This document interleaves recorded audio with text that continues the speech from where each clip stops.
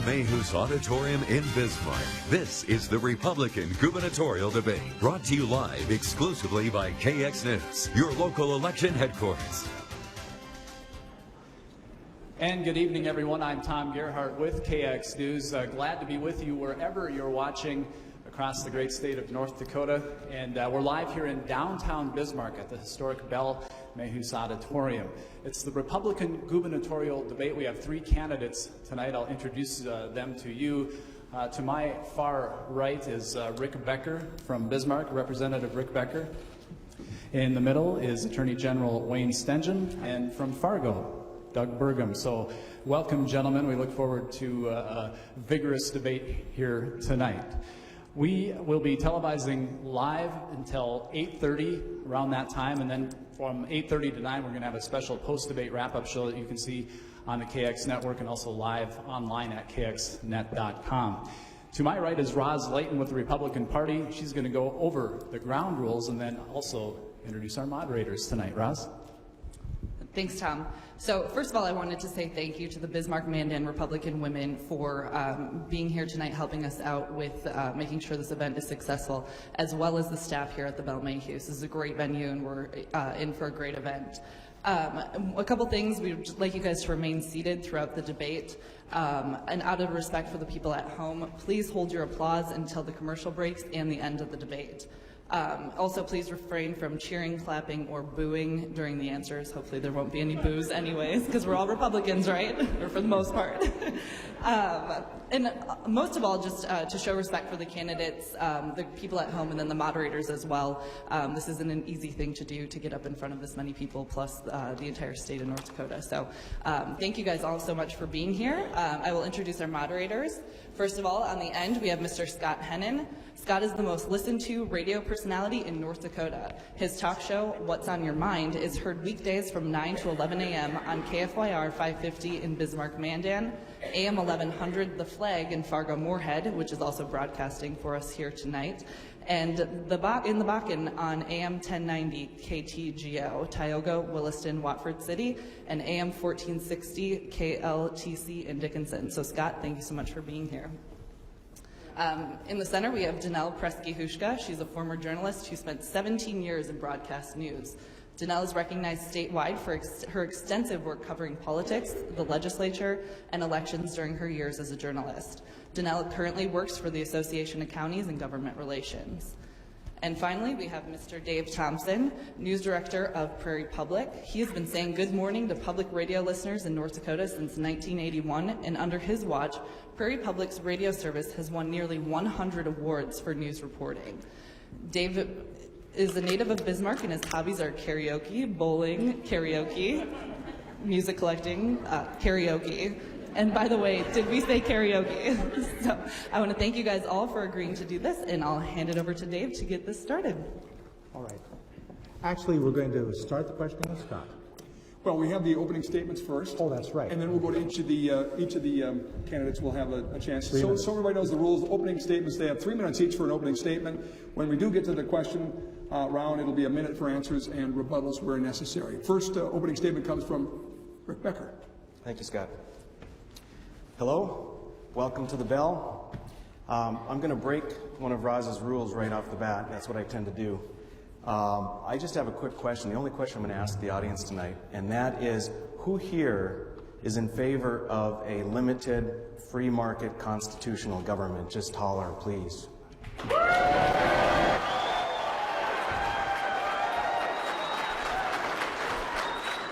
So that's why I'm here. My name's Rick Becker. I'm from Mandan, and I'm a plastic surgeon in Bismarck. I opened my practice a little over 18 years ago. I've been involved in private business since then. Among other things, I opened Spa de Athena about 15, 16 years ago, and most recently the bar-restaurant complex downtown, Humpback Sally's and Luft. And so I applied that business experience along with the experience that I gained in the legislature in coming to the determination of who I am as a candidate. Now, I was elected to the legislature in 2012. I was reelected in 2014. The reason I got involved is because I have a very solid core foundational basis of conservative principles that I think works best for providing a most prosperous society for everyone. In my first session, I came out of the gates running, and I started a group called the Bastiat Caucus, a group of conservative legislators that our aim was to decrease the spending that was increasing dramatically over the previous bienniums, to decrease taxes, to decrease government involvement in our lives. And it was very successful. And in fact, I was ranked second most conservative legislator in my first session, and am currently ranked top, #1 most conservative legislator in the state.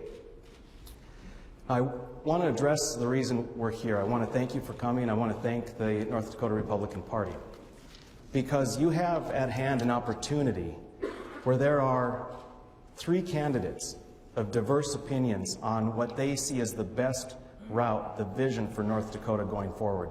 We're at a different time right now, and we need a distinct view of leadership, a distinct view of where North Dakota should go. And I would say this to you: the fact that we are having a debate at all underscores the fact that it is not good for the party, nor is it good for the state, to have a coronation of the next in line.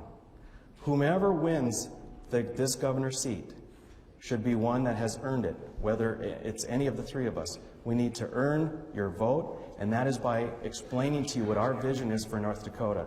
And if it aligns with what your vision is, then that's the person you vote for.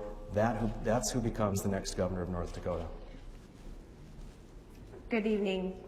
Wayne, Okay. would you like to start? I would. Thank you very much, and thank you to the moderators, to the Republican Party for organizing this. I want to break a rule too. I want to introduce my wife, Beth. I'm biased, but I think she will make a fine First Lady, and Beth is out there somewhere in the audience, if you welcome her.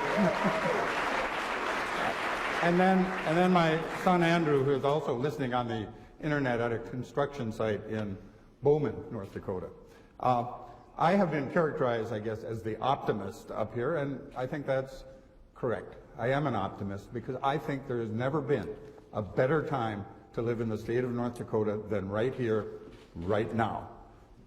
The governing magazine from the Council of State Governments recently published an article, and the headline was, "The 7 states in America that are losing population." And a dozen years ago, we would have read that, and everybody in this room would have said, well, of course, North Dakota's on that list. We're always on that list.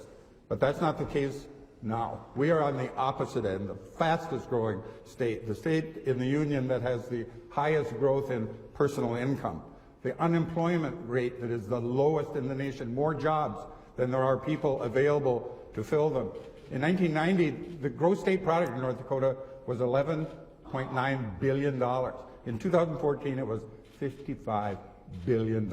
Remarkable progress, and I want to build on that. And though I'm an optimist, that does not relieve us of the responsibility to recognize there are serious challenges, and we're going to have to make some serious budget cuts as we look forward to the next session. I'm sure there will be questions from the panelists on that very question, but the legislature and the governor have done some very wise things. One-time spending, last session alone, $1.1 billion in badly needed infrastructure bypasses around Dickinson and Watford City and Williston, badly needed, and they have saved and they will continue to save lives. Real tax relief that was granted, as well as setting aside a lot of money into saving accounts so that we can bridge these gaps, because we know that there always were going to be coming times when the price of commodities would dip, and we'd have to be able to bridge the gap, and the legislature, the governor, very wise in doing that. So the experience that I have to offer is 24 years as a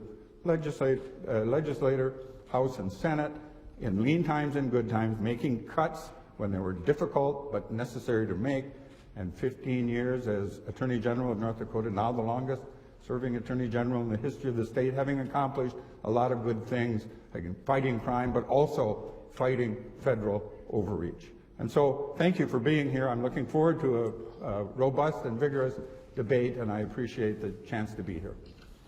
And now to Doug Burgum for your opening comments. Great, thanks, Dave. Well, it's with a heart full of gratitude that I stand before all of you here tonight in this great country, in this great state, a place where our basic freedoms, including our freedom of speech, our freedom of religion, and our right to assemble are assured. My name is Doug Burgum. I'm a lifelong North Dakotan. I spent my first 18 years in Arthur, North Dakota, where I was surrounded by loving parents, caring teachers, great coaches, and wonderful friends. Working at the grain elevator and on our farm, I learned important life lessons of hard work, self-reliance, and the importance of building trust and relationships. When something was broken, we fixed it, or we asked a neighbor for help. We didn't run to the government looking for a solution. When I was a freshman in high school, my dad passed away after a long illness, and I learned some more valuable life lessons as I watched my mom re-enter the workforce as a single mother of 3 kids. After NDSU and Stanford, I discovered the power of personal computers and software. So I mortgaged the farmland that I inherited from my dad and literally bet the farm to provide the seed capital for a fledgling startup, Great Plains Software. We grew Great Plains from 10 team members to 2,000. Those team members hailed from over 220 different towns and cities in North Dakota. We built a world-class company with Class A and Class B kids, and I know what North Dakota can do. Today, 15 years later, Microsoft Fargo is still growing and acknowledged as the catalyst for dozens of other high-tech success stories in North Dakota. But why does any of this matter to you as a voter? It matters because North Dakota is at a crossroads. The Wall Street Journal reported just yesterday that our shrinking North Dakota economy ranked 50th. North Dakota's economy, 50th, dead last out of 50 states. Our runaway spending by the state government, combined with the significant drops in tax revenue, is causing record billion-dollar deficit. It matters because who do you want to fix this? And I believe that the career politicians in Bismarck who oversaw the runaway spendings are not the best ones to fix it. It matters because technology is reshaping every industry, including energy and agriculture, and we need a leader who understands where the world is going and all of its amazing possibilities. I'm running because we need to break up the good old boy network in Bismarck. Career politicians have gotten too cozy with every special interest looking for a handout, and they've handed us, the taxpayer, the bill. We need to tackle tax reform from top to bottom. Our state revenue has become too dependent on one variable, and that's the price of oil, and we need property tax reform with a priority of restoring local control. As governor, I would work on government reform, including supporting term limits. I'm running for governor because I'm a proven job creator and I'm an innovator. I've spent the last 33 years in North Dakota in the real economy, creating thousands of great jobs. I've been making payroll every 2 weeks since I was 26 years old. I know how to build something of value that works for the long haul, and it would be my honor to serve as the governor of the great state of North Dakota. All right, we will ask questions again of all of the candidates. Every question we ask, each of the candidates will get an opportunity to answer tonight. So that is how we'll do this. We'll go in the same order we just started with. Mr. Becker, you're first. The question again for all of you, but first for Mr. Becker. North Dakota's economy is very different today than it was just 2 years ago. Tell us a specific example of what would be job one for you to bring North Dakota's economy back. Well, job one would begin with a new budget, and one that doesn't spend everything we have, one that doesn't deplete rainy day funds. But as far as changing the landscape in which we change our economy around to be more productive, the one thing we can do is provide a better tax climate. North Dakota is ranked 26th in the nation as far as overall tax climate. Right now we have a very significant downturn in agriculture, commodity prices, energy prices, and that's causing our entire economy to slow way down. And there's no sign of a turnaround in the next year, at least. If we make a better tax climate, we will draw businesses in. That will create its own diversification. We can be the next Ireland instead of having... So job one on the tax climate improvement project would be what? What would you do? Well, number one is property taxes. Everybody was looking for reform for that. Number two is getting rid of regulation. Number three is decreasing corporate taxes. We're ranked very high as far as our corporate tax level compared to other states. Mr. Stanton, same question. All right. Number one, we will balance the budget, and as governor, I will submit a balanced budget that provides that income and appropriations are equal. But job one for North Dakota, the most important thing that we can do is to further diversify our economy. We're doing it now, and we need to do much more of it. We've got a urea plant, for example, that is being built by Basin. We've got a plastic plant that is going to use natural gas, which will provide plastic for a brand new industry in North Dakota, diesel refineries in North Dakota, in addition to a lot of other things that are going on. The unmanned aerial vehicle program technology at the University of North Dakota and the Grand Forks Air Force Base, perfect example. That's going to employ thousands of people. It's become a global hub for unmanned aerial vehicle technology all around the world. and we need to further diversify our economy. That really is one of the most important things we can do. How does the governor do that? How does the state do that? Well, lots of things that we can do. And first of them, the indirect ways. The indirect ways are making sure that we have a tax climate that is reasonable and regulations that are predictable and stable. That's a key thing. But we also have a Department of Commerce that is designed to assist, and a lot of local programs that are designed to assist people who want to come to North Dakota to do business. And then, of course, for those who do need financing, we have the Bank of North Dakota with $7 billion plus in assets, and that's always available to assist in financing for those who need those kinds of things. Same question for you, Mr. Burgum, again, just for a refresher here, a specific example, job one of how you bring North Dakota's economy back.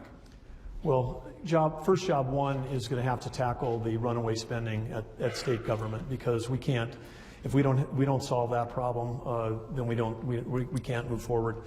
In terms of the economy, I agree we need to diversify the economy. I think all the candidates think we need to diversify the economy. When I look up on the stage, I'm the only one that's actually been in the market diversifying the economy the last 30 years. So I know what it takes to attract capital. I've attracted hundreds of millions of dollars to capital in North Dakota. I've attracted thousands of jobs to North Dakota. And part of what we need to do in the new technology today is not just the big projects with big state incentives. We've got to encourage entrepreneurs and innovators to here. There's 20,000 firms in North Dakota. If every one of those adds one job, we add 20,000 jobs. So I want to work with the firms that are already here to help them explore and reach their full potential. Mr. Stenjum, there were indications that oil prices were starting to fall prior to the 2015 legislative session.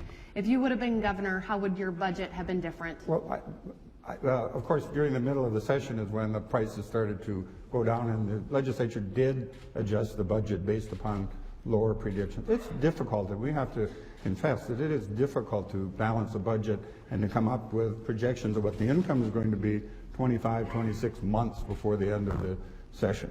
That's why I think it is a wise policy to do what we did. Fund one-time projects, all of the things that I mentioned in my opening statement, and pay cash.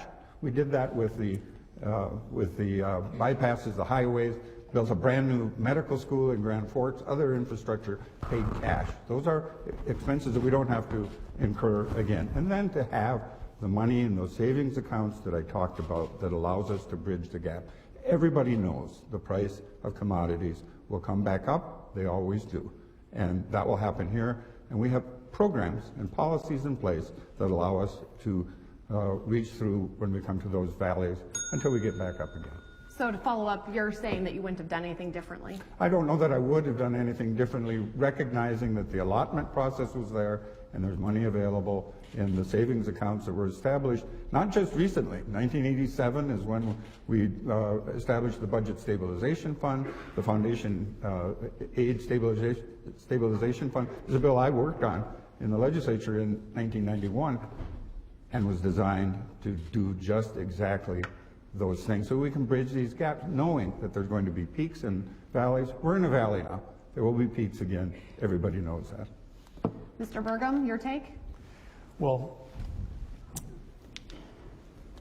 a couple summers ago in June, I remember a headline in the newspaper that said that the state received about $70 million of additional revenue beyond what they were expecting. This should have been the first sign of trouble. If you run a public company, you can't be high and you can't be low. You get punished in the public markets if you don't have great predictability.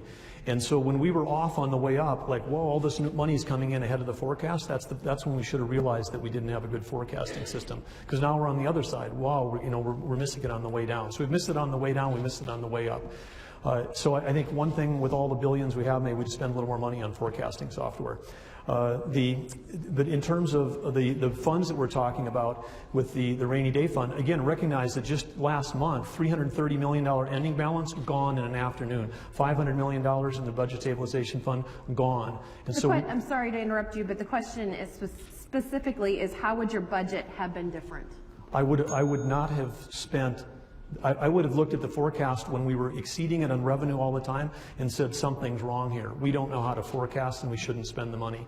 And we can pat ourselves on the back on creating these one-time funds, but they're already gone. We started the session 2 years ago with a $700 million beginning balance. We started this one with $300 million.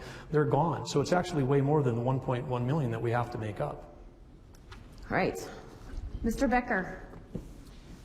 Well, I'd start with the fact that even before we knew there was a downturn coming, I would have started with a much smaller budget. The last 10 years, we've seen the state budget grow by over 250%, and that's just too much. We're spending the taxpayers' dollars, growing bloated state government, and that would have needed to change. My budget to start with would have been much smaller. Beyond that, in March, when we realized things were coming around and not in a good way, Moody's forecast, the governor's forecast, indicated that we were going to have low oil prices. What it didn't take into account is the very common sense fact that if oil prices are down so much, our economy is going to be down. They didn't forecast a decreased sales tax revenue, which is the biggest sales tax or the biggest tax revenue we have. I don't know how you could miss that. So I would have fired Moody's or at least hired someone else to give us another one. Then I would have created a budget that would have accommodated that entire different scenario with a decreased sales tax. We wouldn't have found ourselves in the situation right now where we've completely depleted, nearly depleted, the rainy day fund, which has 75 million, had started with 590 million. All right, this question first to Doug Burgum, and this follows along the same line of thinking. If you're elected governor, one of the first things you have to face is a legislative session in 2017. You'll be working from an executive budget that will be submitted by the former governor, Governor Jack Dalrymple. What will your message be to the legislative body concerning the next budget? Well, there's one thing that I think everybody in the audience might realize, because the three of us on stage are running, and a part of that process includes the primary election on June 14th. And right now, the Democrats have no announced candidates.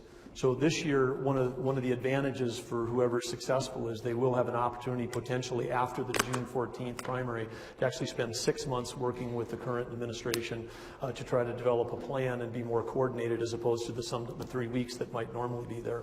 But I think that the message has to be that we have to plan for a budget that is substantially lower oil prices than we have today, and that's going to cause some real pain. We saw in January this month, most recent announced numbers, that we were off in the January versus the prior period, 34%. We're off 21% year to date. The 4% cut that we had is just the tip of the iceberg. That's a belt tightening, and this is going to actually be a real cutting exercise. The same question then to Dr. Becker. Can you repeat your question, please? The question is basically, if elected governor, one of the first things you do is face a legislative session, and you're going to be working with a budget that's going to be submitted by the current governor. What's your message to the legislative session? Well, I'll be working very closely with the legislature. The people on Appropriations Committee, they need to know not only what the current governor's budget proposal is going to be, but what the next governor's vision is for North Dakota, because that's really who they're going to have to be working with. So I will be spending the 6 months working on a budget and explaining very clearly, so there's no confusion at all, exactly what I expect of that budget. If we work together, I won't need to take out that red pen and line item veto innumerable things in the budget. We can work together. The people on Appropriations, Jeff Delzer, I work with those people very, very well. We will have an understanding. There's no question about that. Then to Attorney General Wayne Stench. Okay, thank you. No question, of course, the next budget will be developed largely by Governor Dalrymple, but I have worked with him in the past, and I will in the future. And you can be assured that he will do what the Constitution requires, which is to submit to the legislature a budget that balances. I have some ideas of some of the things we may need to do. We are going to have to start out by looking seriously at all of the additional FTEs, the additional spending that came about as a result of the increase in oil development in North Dakota, and have them justify whether we need to continue doing those kinds of things. And there are other areas. I would imagine next month, when the new budget requirements are issued, that we're all going to be asked to submit a 95 or so much % budget. And then, of course, we need to wait until August when the new budget forecast will come out, because there may be a necessity for yet some additional allotments in the state. Our next question starts off with Mr. Becker. According to the tax department, the oil and gas industry is responsible for 49% of North Dakota's tax revenue. Are we too dependent on one industry? And what would be your plan to further diversify our economy? Well, that's a great question. I'm going to hit the second part of it first with only a minute. The plan to diversify, I touched on it earlier, and we talked, it was mentioned before that the Department of Commerce is designed to assist in diversification. And I'll tell you that the Economic Development Foundation, a representative of that foundation, said to my committee that I was in during an interim session, and this is we've done a lot of things and programs that haven't worked. So we have an interim committee right now looking at all of those programs to figure out, do they work at all? We're spending a ton of taxpayer dollars. We don't even know if they work. Now, what we need to do, again, is improve our overall tax climate. These programs, what they do is give tax credits, subsidies, and deductions to lower the overall tax burden. That being the incentive to get the businesses to come. Well, why don't we just create that for all businesses, and then they'll all come. We don't have to be the wise men on the hill picking and choosing winners and losers. That would be the free market approach. That's the approach I would have. Didn't answer the question, though. Are we too dependent on one industry? Well, we're dependent on it, yes, because we spend too much. Next. Next one to answer the question is Wayne Stenton. Only 5% of the oil tax revenue winds up in the North Dakota General Fund. The rest goes in 30% to the Legacy Fund, 10% to the Foundation Aid Stabilization Fund, 10% to the Budget Stabilization Fund, and only 5% of the oil tax winds up in our general fund. The problem that we have as we see the downturn is income tax and sales tax, because a lot of the oil development depends on those things. The royalty payments go down, so does income tax. They're not tracking wells right now. The sales tax is reduced because the sales tax on one well is $300,000, but $200,000 of that comes in the fracking process, and we've got 1,000 wells waiting for that right now. So, the real point is we're not too dependent in the general fund on the oil tax, but we are dependent, of course, on the oil revenue that we've seen, and but we need to further. It just underlines what I'd said earlier. We need to make sure we're further diversifying our economy.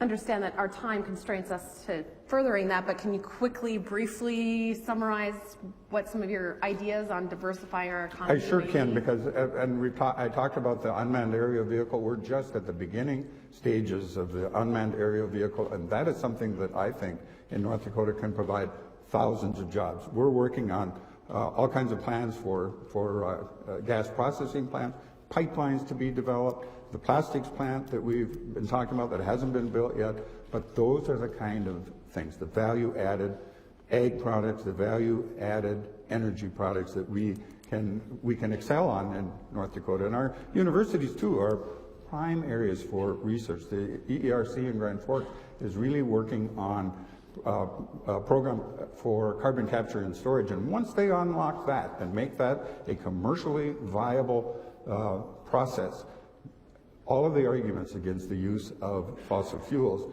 can evaporate. And we're working on that, and those are things that we need to continue to do. Thank you. And Mr. Doug Burgum, again, just to refresh your memory, are we too dependent on one industry? If one-word answers are allowed, I'd say yes.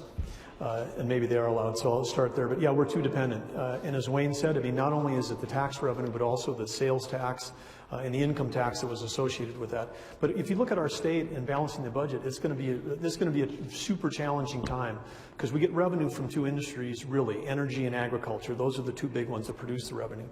And if we think of where do we spend our money as a state, we spend our money in two big areas, in healthcare and in education. And in healthcare and education, we're often bound by a number of federal rules or state rules that restrict innovation.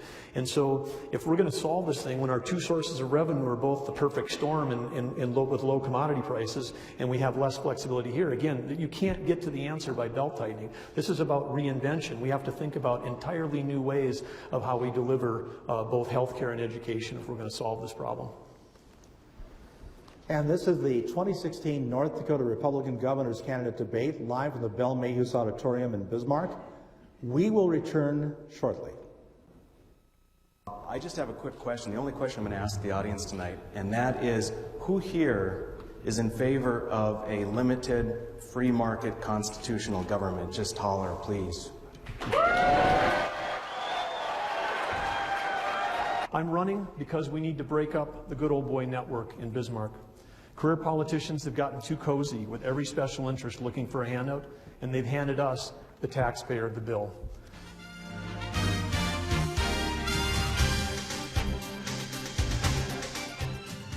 Once again, here at ABC Seamless, we have gone to the extreme to show you the benefits of triple pane Krypton gas windows. We have cooled the outside of the glass to minus 15 degrees. As you can see, the inside temperature is still 69 degrees. Now, we have heated the outside of the glass to 449 degrees. When I place my hand on the inside of the glass, there is no transfer of heat. In the winter, we will keep the heat in, and in the summer, we will keep the heat out. ABC Seamless. Better windows, better installation, and a better warranty. Check out the #1 fiberglass boat on the market today at Moritz Sport & Marine. Ranger boats powered by Yamaha, offering new features to their 2016 lineup with special incentives. Moritz Sport & Marine, your certified Yamaha outboard dealer, has blowout prices on all Ranger and Alumacraft boats. Also, introducing the new 2016 Glacier Ice Houses, packed with fisherman-inspired features and huge factory incentives. Take a break from the cold and stop in to see all the new lineups. Moritz Sport & Marine, your local marine superstore.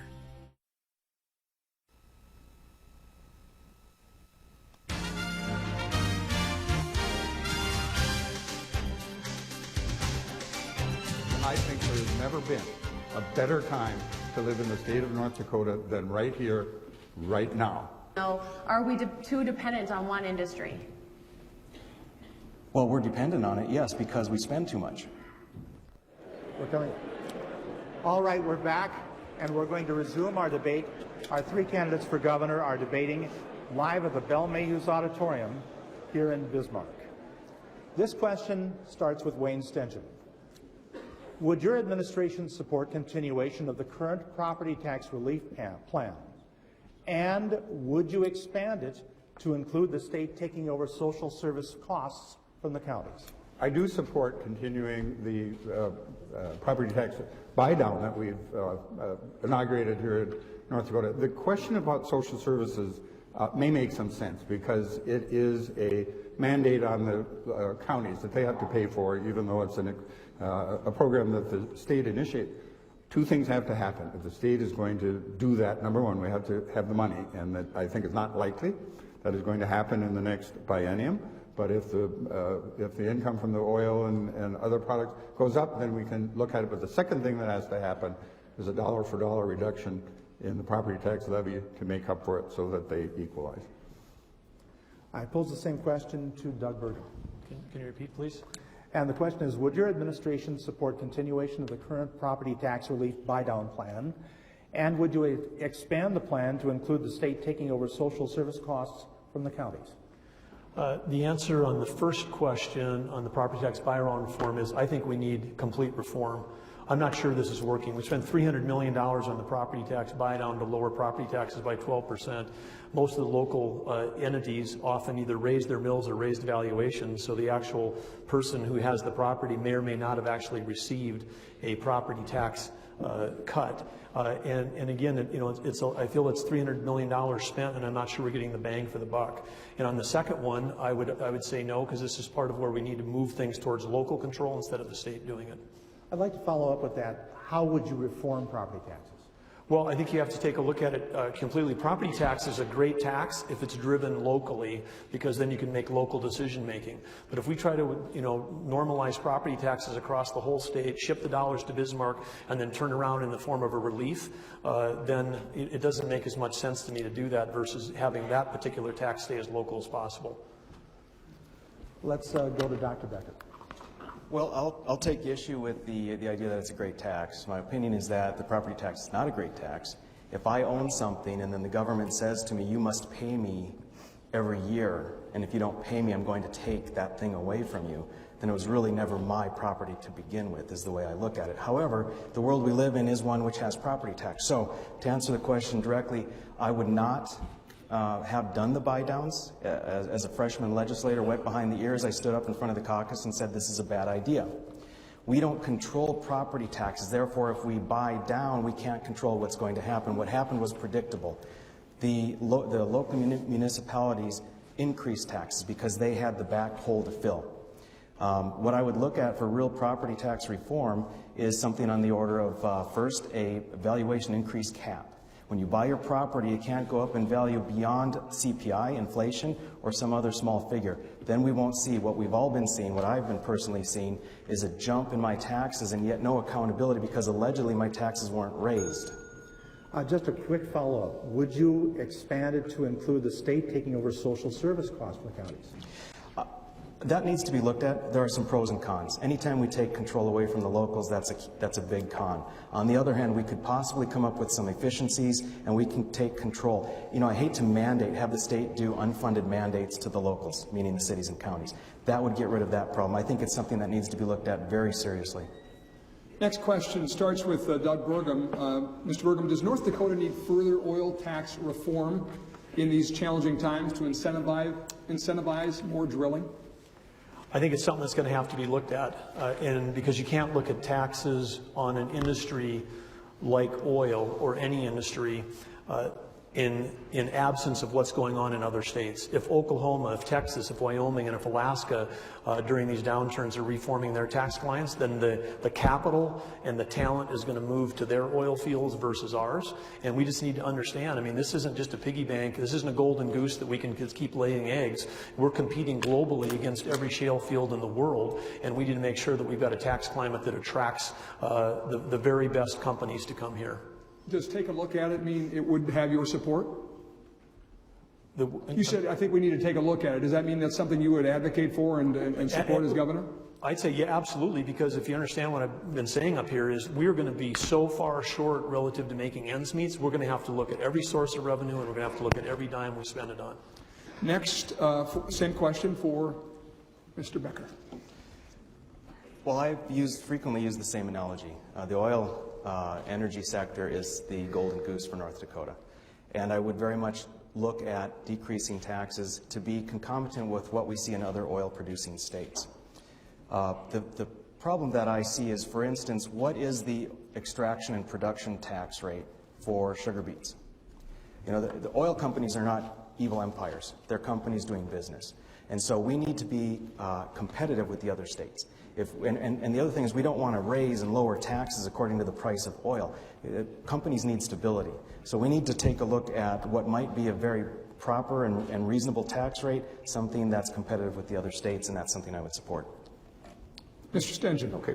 Of course, we did just get done lowering by 1.5% the oil extraction tax here in North Dakota. The question was further, additional. And so that question really begs that we look at what other states are doing so that we can make sure that we are competitive. But I think that an apples-to-apples comparison would indicate that North Dakota's oil tax is comparable to what it is in other states. So that's step number one that I think needs to be looked at. But the second question is, what in exchange for lowering the tax will we get? Will we get increased production? Because then, in those kinds of cases, they can be worthwhile to look at. So you would support additional? I would certainly be willing to take a look at it and have the discussion. But remember, too, we did just lower the the extraction tax by 1.5%, and that was a very wise thing to do, by the way. All right, this one we start with Dr. Becker. Since the governor chairs the Industrial Commission, is the commission, in your opinion, doing enough, not enough, or too much in regulating the energy industry? And please tell me why. Well, that's a mixed bag. In some cases they're doing enough, in some cases they're not doing enough. One of the areas that has come up over and over is the question on decreasing fines for problems that certain companies have. And people are a little bit outraged when they hear that there's a 90% reduction of a fine. I think that we have to be reasonable about it. If we reduce the fine in order to get very timely and complete compliance and get things back in order, that's reasonable. 90% is not necessarily reasonable. There's another aspect where the Industrial Commission actually has a lot of leeway. And I would like to see, and there has been talk in the legislature about bringing some of the control back into the legislature and making sure that they are not a three-man team that has their own agenda perhaps, or not taking the will of the people and the proper role of the legislature in mind. To follow up, how would you accomplish that? Would you put legislators on the Industrial Commission? No, there are ways that we can look at it with legislation itself, put it in statute on what exactly the confines are and what the Industrial Commission is able to do without going through the legislature. For the Attorney General, you're a member of the Industrial Commission, so it may not be quite as fair a question, but I'm going to ask it anyway.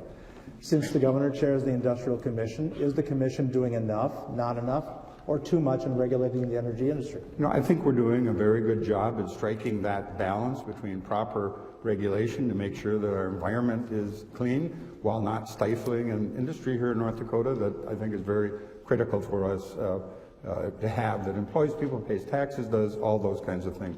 I vigorously disagree with respect to the fine, because when we get into that question, I think that it's important to remember that the first thing that we tell any company when they're in violation, if there's a spill or a leak, you have to clean it up at your expense.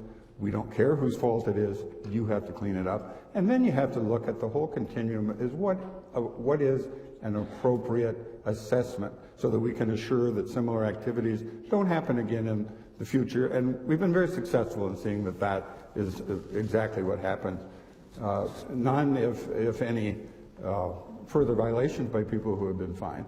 But what you have to remember is that the statute provides what is the maximum penalty, $12,500 per day. Multiply that times the number of days that there could be, the potential penalty could be massive. But of course, those aren't always something that are necessary or reasonable in the circumstance. We want to be strict, but we do not want to be vindictive. We don't need to be vindictive. We just want to correct improper behavior. And then to Doug Burgum, your answer. You're framing the question as, not enough, or too much. I would reframe that as, can we do it better? And the answer is absolutely, unequivocally, we can do it better. And when I say better, then what would you be trying to get at? You'd be making it a less regulatory burden on the oil companies themselves. You'd be doing a better job of protecting the environment, and you'd be reducing the costs of state government. You'd say, how is that possible? This is an area where technology can really come to play. Right now, if we have one of the 25% of the spills, I think, are related to saltwater pipelines. This is an area where, with new technology, you can automatic monitoring at a super low cost. At all these, you can have UAVs flying over the saltwater things. Right now, if a company has got to, report a spill, they have to report it to 3 different state agencies. We could even have a common database where all of these spills come together. So there's big opportunities for greater government efficiency, lower burden on companies, and a better job of protecting the environment. And a lot of that's driven by innovation. Are you suggesting perhaps merging things into one agency?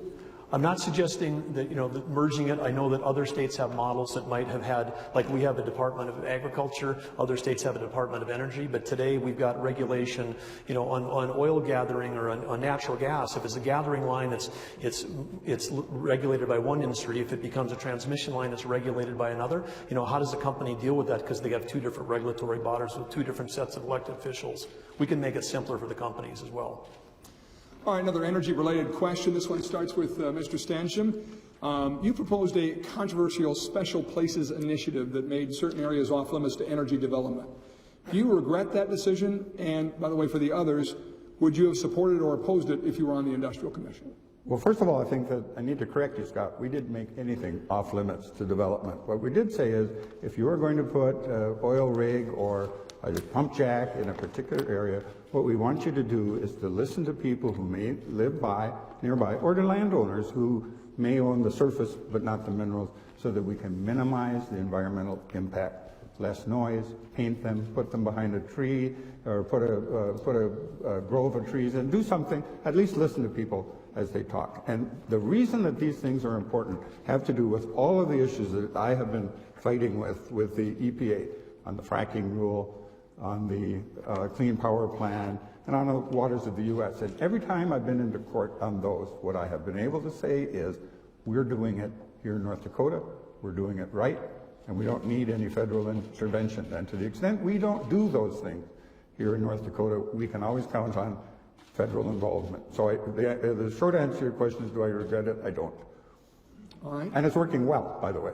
So the landowner groups that vigorously opposed it were wrong in your view on? I did disagree with them, and I think that the history has proven that it's working well. I haven't heard any complaints about how it has been since that regulation was implemented. People seem to be happy. And I think it's also important to remember for the landowners, 80% or so of the people that own the surface don't own the minerals. And they're entitled to some consideration too when it comes to what happened, because the surface, the mineral rights are dominant over the surface. And so and all I ever asked and all I ever thought was important is that we listen and let them have input so that their concerns are addressed. And I think that's important we do that. Same question next for Mr. Burgum, and obviously it wasn't your decision, but the question is changed to say if you'd been part of the Industrial Commission, would you have supported what Mr. Stengham has just talked about or opposed it? Well, I wasn't there, and so I don't think it's useful for me to comment on that specific legislation because it went through a lot of iterations. But I would say in traveling to people around the state, you know, the simple answer I've heard from ranchers is, hey, my place is special too. And so when we start at the state level trying to make decisions about people's land, this is back to my principle, which is we have to drive as much local control as we can because it's their backyard, it's their neighborhood, they should have more say in it. So you don't want to talk about the specifics, but it sounds like you oppose the concept. Well, I think it's a dangerous thing relative to personal property rights when the state tries to decide what place is special and what isn't. Mr. Becker. I was adamantly opposed to it, as were landowner groups, farm groups, and many legislators, conservative legislators. It was considered at the time that Mr. Stengham proposed it to be an egregious overreach in a regulatory manner, not unlike an EPA overreach except on a state level. It has gone through, but after it was modified. It originally had 1.7 million acres, and nearly half of that was private property. So the question that I would have is who gets to determine what place is special? And beyond that special place, there was a buffer zone of private property that ranged from 1/2 to 2 miles in either direction. That's a lot of private property. And although it didn't strictly prevent development, it set a lot of roadblocks, a lot of regulation, a lot of hoops to jump through. And in essence, in my sense, it was a taking of private property. It questioned the ability for the owner to use their land as best use. And so I side with the legislators who came out one after another, claiming that there was nothing conservative at all about this proposal, and I'll finish with that. While your name was not taken in vain, the policy you support was, so we'll give you a chance at our first rebuttal. Well, I just want to reiterate that it is important to remember that 80% of the surface owners don't own the minerals underneath, and even in those cases, oil companies have a right to go in and dig in and get that out and not ask questions of the surface owner. And that's the concern that I had, and only ask them to say, is it too much to ask that they have some kind of say in the process of how it works? It's the same thing with a windmill. You can't just go in and plunk a windmill down wherever you want. There's a vast scheme that exists that you have to follow through to get input from landowners and nearby people to minimize the impact. And that's what that plan did, and I think it was sensible. Mr. Burgum, is there anything in the EPA's Clean Power Plan that you support? And what role will you take in protecting coal as a power source in North Dakota? Well, and to your two-part question, your first one, there's nothing in it that I support. The thing that I do support is Wayne Stengham finishing his term as Attorney General. He's in the middle of his term, and Wayne's done a great job of battling this. So I do support that. And in your second question, second part of your question was, what role will you take in protecting coal as a power source? Well, I think there's thousands of coal jobs in North Dakota. It provides 80% of the electricity in our state. We have some of the best reclamation capabilities. We have some of the cleanest air, and this is an industry that needs to be protected. The EPA, this was a complete overreach in the federal government, and I'm glad that we were able to get it blocked. I think it's important that we elect a Republican president this fall, because that's where we can stop the agency as being a rogue agency doing the things that it's doing. But that's what it's. I would definitely work to support coal in our state. Thank you. And Mr. Becker, how would you answer that question? I agree. There's nothing at all I support with the CPP, Clean Power Plan. It's an extreme overreach from the EPA, not unlike what I was just referencing in the Special Places Initiative. There is something called the Anti-Commandeering Doctrine, in which there has been precedent taken to the Supreme Court supporting the idea that the EPA taking away, commandeering the state's right to regulate itself is something that is being upheld over and over. The approach I would take is, number one, we need to have a plan in place where we request a 2-year extension. That should be given in July so that we have the opportunity. It's due in September. If we need to rework something, we do it. We indicate that we are going to take hold of it and do a state-sponsored plan. And then when the time comes, if we need to, we say, no, we're not going to do that. We do every tactic we can to mess with the federal government and stop this overreach. At the very, very least, we hope that the next presidential election comes out with a Republican winner, and we don't have to deal with this problem because it's really a terrible overreach. Well, it sounds like we're all in agreement here. Well, you haven't heard from me. Well, we kind of know where you're headed, right? Because I like the number of the law and where it's codified in the U.S. Code. And that's about all that I like.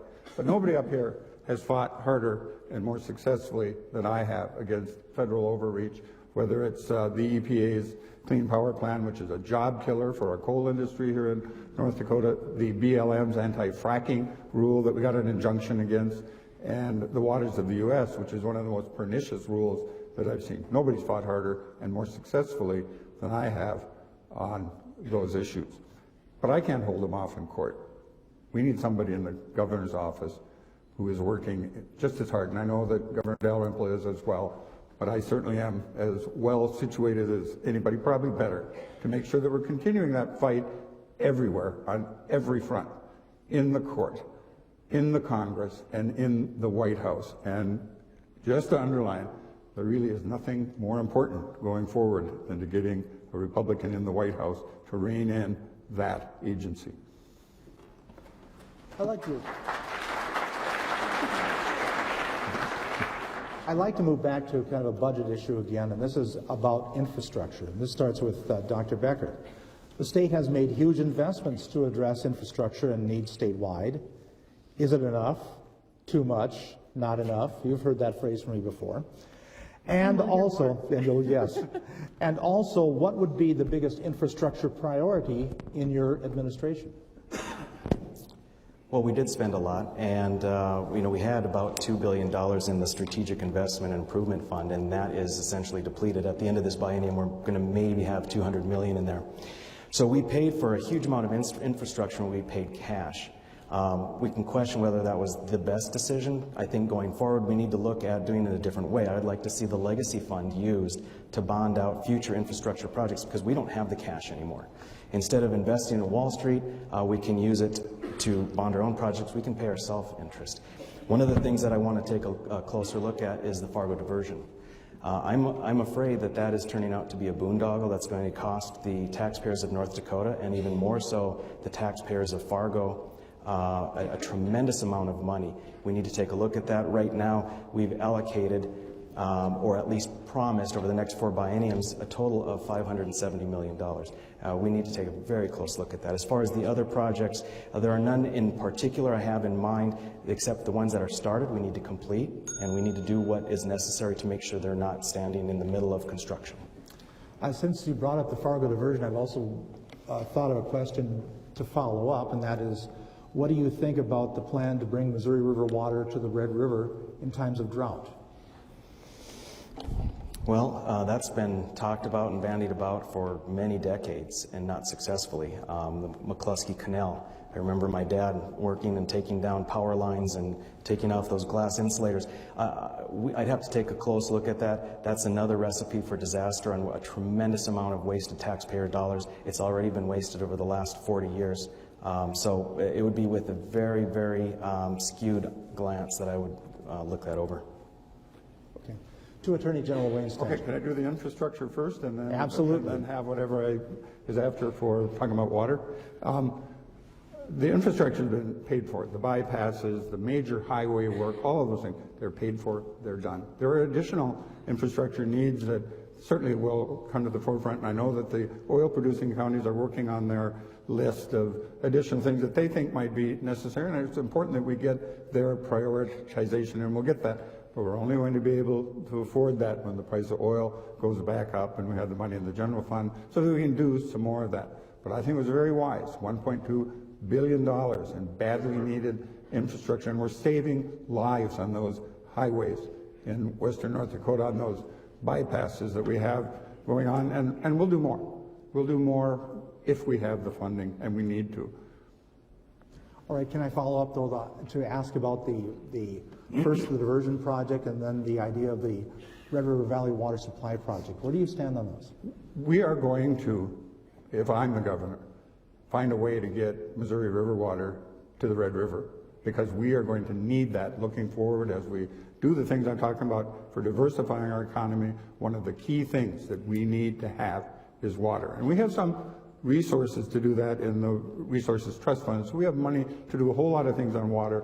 And I hope that you'll ask another question on that, because this is a big issue, what we're going to do with the issue of too much water or too little water. And it's not something I can answer in the 30 seconds that I have left here, but it is a very important topic for us to talk about. And the Red River, the Fargo-Moorhead flood control problem.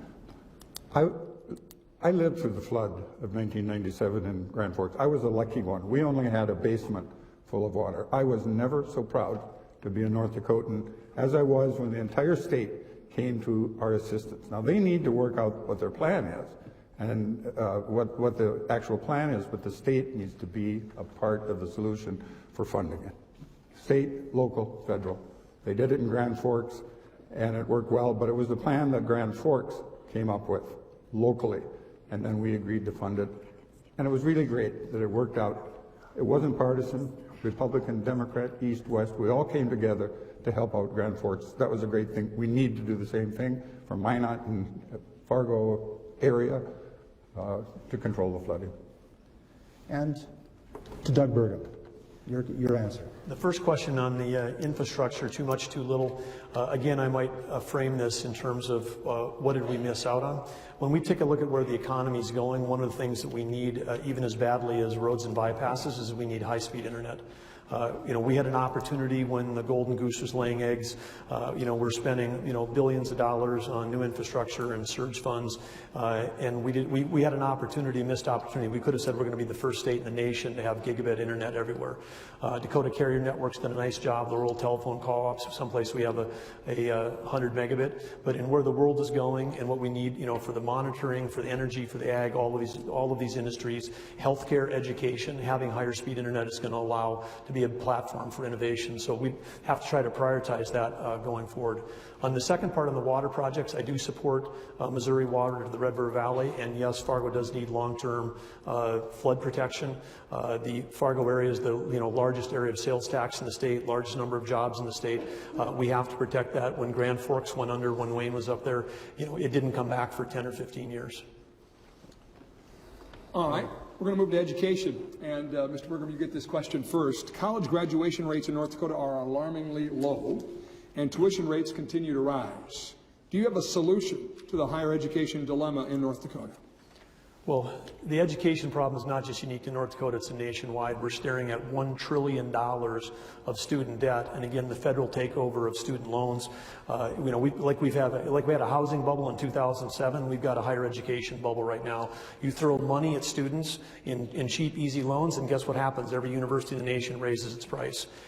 So that's where, we're burdening North Dakota students with debt. The graduation rate is a problem as well, because we have to ask ourselves, are we delivering the best value education for the money? Is the student getting best value for what they're getting?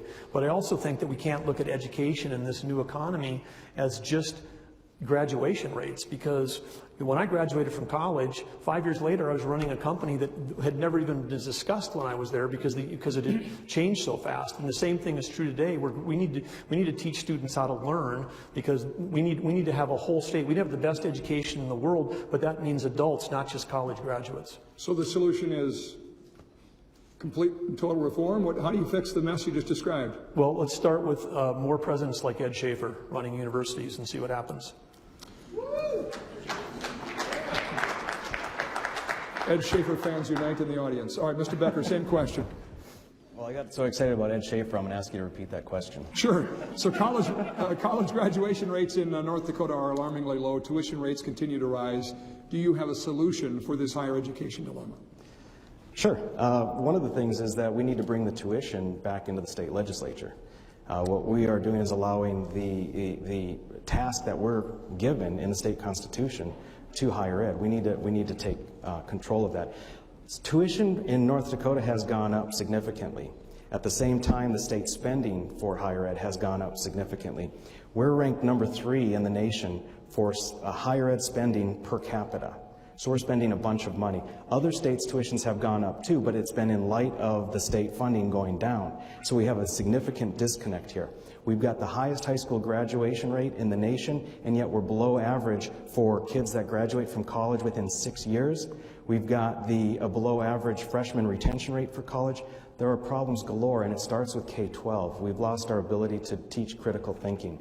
And then we also, I agree with Mr. Burgum, in essence what we've done is subsidized higher ed by throwing out scholarships, by trying to indicate that everyone should go to college and make it as easy as possible. For a lot of people it's a great idea, but what we're doing is sending a bunch of kids there that aren't graduating, or what they're graduating with is a major... You're telling us the problem. What's the solution? How do you fix the problem? Well, it's vast. Number one, you go back to K-12 and revamp K-12, which we'll probably get to later. But then you go to higher ed. Again, you take tuition and bring it back to control in the legislature. You hold the presidents accountable. You get rid of the vast increase we have in payroll for administration. Our administration has increased dramatically. We've had in 4 years a 48% increase in the amount of spending in higher ed, and yet our student rate has only increased 5%. We have over half of our college students are from out of state. That's a lot of money. That $1 billion goes to higher ed. With over half of kids being from out of state, that means the taxpayers here are paying not only for their own kids, but they're paying for the other kids of North Dakota to go to college, and they're paying for the kids in other states, especially Minnesota, to come to our college. Mr. Stangeum, same question. Thank you. It's not just a question about funding, though I agree with much of what the other two have said here. And the reason that sometimes there's 6 years to actually graduate from college is we need to make sure from K-12 that people who want to go into college are ready to go to college. That's thing number one. I think Ed Schaefer is doing a great job up at UND, and commend him for everything that's happening. We also need to make sure, though, that we have a system, that all of the colleges are working together. We have a chancellor here now in North Dakota, and we need to make sure that we have a higher education system that is better than what we've been having now. So the solution comes from more reform within the system?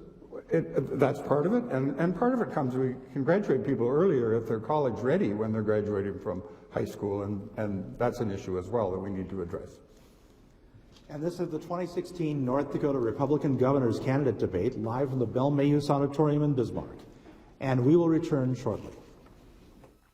When we were off on the way up, like, whoa, all this money's coming in ahead of the forecast, that's when we should have realized that we didn't have a good forecasting system. Because now we're on the other side. Wow, we're missing it on the way down. So we missed it on the way down, we missed it on the way up.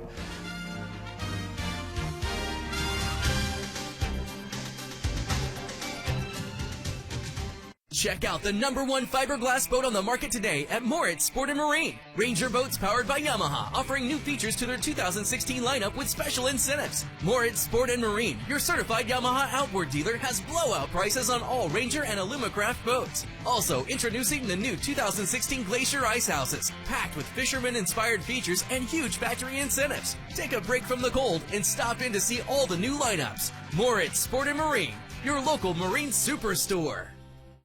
At Don Bissett Motors, we've put a full court press on reducing our prices, so you'll score big during our Markdown Madness.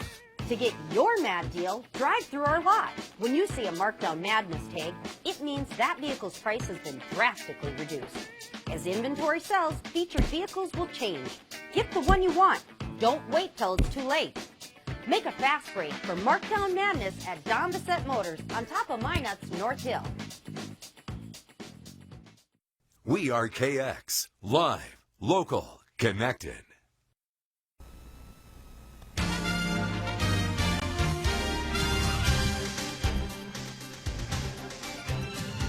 Nobody up here has fought harder and more successfully than I have against federal overreach, whether it's the EPA's Clean Power Plan, which is a job killer for our coal industry here in North Dakota, the BLM's anti-fracking rule that we got an injunction against, and the Waters of the U.S., which is one of the most pernicious rules that I've seen. And we are back with more of our Republican Governors Debate. And we are back with more of our Republican governor candidates debate. Janelle has the next question. Switching over to issues in our state and broader. First question goes to Mr. Becker. What is the primary reason for the Second Amendment, and do you support it? I certainly support the Second Amendment. Along with the First, Fourth, and 10th, it's the most disparaged of the amendments. What does it mean? It means that citizens have a right to keep and bear arms for primarily the purpose of self-defense. And what's interesting about that is it means also self-defense against tyranny. I fully support it. I, in fact, was co-sponsor and sponsor on several bills in 2013. I voted for essentially all of them. And in fact, there was one bill in 2013 that I sponsored, and it would have nullified any new gun restrictions, regulations, or gun grab from the Obama administration. And it passed in the House. And I will mention that it failed in the Senate, due primarily to the testimony of Mr. Stenjum, where he indicated that we were, with this bill, putting the cart before the horse, and that this bill needed to die. So unfortunately now we have a situation where the Obama administration has instituted new regulations, and it's too bad we don't have that law in place. Mr. Stenjum, you're next with this question and have a chance to respond to Mr. Becker's comments. Okay. The Second Amendment is, of course, one of the 10 fundamental measures of the Bill of Rights. I will tell you, I'm a member of the NRA and had voted in the legislature on the legislation that we had, and now as Attorney General I've done some important things, including joining in the Heller case that established as a matter of a constitutional right that citizens have the right to bear arms. You get an A grade from the NRA if you vote right. If you do more, if you support litigation and win, if you do things like I've done in my office to assure that we have reciprocity for concealed carry with more states than any other state, you get an A+. That's the grade that I have from the NRA, and that's the reason that in every election that I have run, they have endorsed me. And I'm proud of that. Mr. Burgum. Growing up in Arthur, I was fortunate. Part of the love of the land was both my parents were hunters, even my mom. My mom was a bird hunter. Still have her Ithaca 16-gauge gun that she had. So I've had an opportunity to spend my life hunting around the state in the Badlands. And so as a gun owner and as a hunter, I fully support the Second Amendment. There is, one, tragedy that occurred in Fargo just a few weeks ago with Officer Mosier. About a year and a half ago, with my family, moved from the farm outside of town into downtown Fargo. The night that he was killed, we received the alert, and from where we live, with our windows open, we could hear the shots being fired. And it was, reported just in the paper today that there was, over 50 shell casings found in his apartment. And of course, tragically, for the first time in 132 years, Fargo lost a police officer. The person that shot him was a felon who had killed somebody who got back a gun. I would want us to pass legislation that you can't put guns back in the hands of people who've murdered somebody. Very good point, which could offer up some follow-up to that question. Start with you. I think I lost my mic. Rick Becker, there are some legislators who are proposing to have some legislation that Mr. Burgum alluded to. What is your take on that? Okay, so the question, in case the audience didn't hear it, is what's my take on possible legislation in reaction to Officer Mosier's death? First, I'm going to go back to the previous question, and there's one additional thing I think it's important to note, and that is currently I am working on legislation which will allow for constitutional carry in North Dakota. So if I'm governor, I will find someone to submit that legislation, and if I do not succeed, then I'll submit it myself. So, but going back to the concerns, I'm very reluctant to do anything in a knee-jerk fashion. This is a very emotional issue, and it's hard to say I don't support that. But in fact, what we have is a system where we recognize that people have the ability to rehabilitate. We recognize that when you've paid your dues to society for the crime that you've committed, you regain your rights. One of those rights is the right to own a gun. And so I would not, in fact, support legislation which would forever deny the right to own a gun to a felon. Mr. Stenjum? Okay, and I want to be careful here because we don't know what happened in that situation. The BCI, which is under my direction, is investigating that and will issue a report in due course. So I'm not going to talk about that. And I think it's inappropriate that we would until we have the facts. So in a general sense, however, people who commit homicide, serious offenses, ought to lose their right to carry a firearm for life. And I would support that kind of legislation. Next question starts with you, Mr. Stenjum. There have been a series of abortion restriction bills debated and passed by the North Dakota legislature that have received national attention. I'm telling you something you know because you defended them in court, I guess. But if you were governor, would you have signed them? And what best describes you? Would you consider yourself pro-life or pro-choice? I think I'm the only one up here on the stage who can say that I voted for every one of those bills that are on the books right now and defended them in court and am committed to not back off on any of those. So I would have signed those bills. And if you want to label, I guess, the actions that I have, accurately would say that I'm pro-life, though I recognize a right for exceptions for life and health and rape of the mother and rape and incest. Mr. Burgum, you're next. Well, this is an issue that North Dakota is deeply passionate about. And as you know, on the relative to your label question, on the first day of my campaign, I said in this one I was going to reject the labels. And I wanted to reject the labels because one thing I found on these labels, it's been really great for TV ratings, it's good for getting out the vote, it's good for energizing the base, but I haven't seen, and sitting in the private sector and looking at this for the last 20, 30 years, I haven't seen progress on the core issue.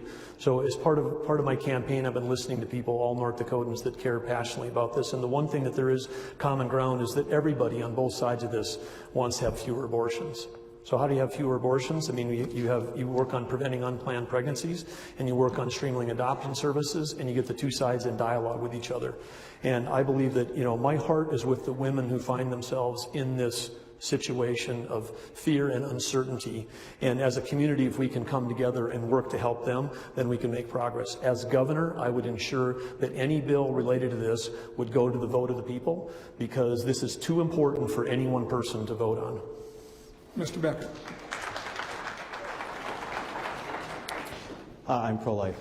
And the way I view government, the sole reason for the existence of government is to protect our natural God-given rights, and those include life, liberty, and property. And those rights have a hierarchy, life being the most important. Between 2013 and now, I've had a lot of time to think about that, and I have come to the conclusion, and confidently so, that if there's any question at all, when a being becomes an individual with individual rights, it is the responsibility of the government to protect that life. And then I do, unfortunately, have to take issue. Mr. Stenjum indicated that he has voted for all of the pro-life bills. And I would remind you that in 1995, you did vote for increasing or allowing taxpayer-funded abortions, increasing that ability. You didn't answer, though, on the question of, as governor, would you have signed the bills? Yes. Okay. Did you want to respond? I sure do, because I think the bill that you're talking about was one that came in late in the session, that came in response to a federal lawsuit that the state of North Dakota lost. It was one that was sponsored by Senator Gary Nelson, the majority leader of the Senate, and Representative John Dorso, the majority leader of the House, two of the most pro-life legislators that I ever served with in response to that case. And they voted for it, and so did I, and I think that it made good sense. I want to just take issue with Doug, and maybe he'll want to respond too, is you don't get to put everything to a vote. The legislature passes a law, he puts it on the governor's desk, you sign it or you don't sign it, and you don't say, let's go have a vote of the public on it. Anything you want to respond on that, Doug? I mean, I would, as governor, you can champion and work with citizens to get initiatives on the ballot. So to suggest that the governor wouldn't have the ability to help get an initiative on the ballot, understand everything that Wayne said is true from a legislative standpoint. But you know, this issue is so important to everybody in the state. I think that everybody ought to have a chance to vote on it. And so you're saying, I mean, you know, maybe Mr. Stenjum thinks that he ought to decide for everybody in the state. I think I trust the voice of the people, and I think that they ought to vote. This is the one issue for sure, if anything that should be on a statewide ballot initiative is this one, because this is the issue that everybody in the state is the most passionate about. But I need to respond, because I think the question was, would you sign it or not? And once the bill gets put on the governor's desk, you don't get to say, let's go have a vote on it. You have to make a decision to sign it or veto it. So going back, the bills that Governor Dalrymple signed in this last session as an example, that's what we were specifically talking about in the question. Is that something that would have gathered your signature? I think it's not productive for me to try to comment on legislation where I wasn't there, haven't read it, wasn't in the situation.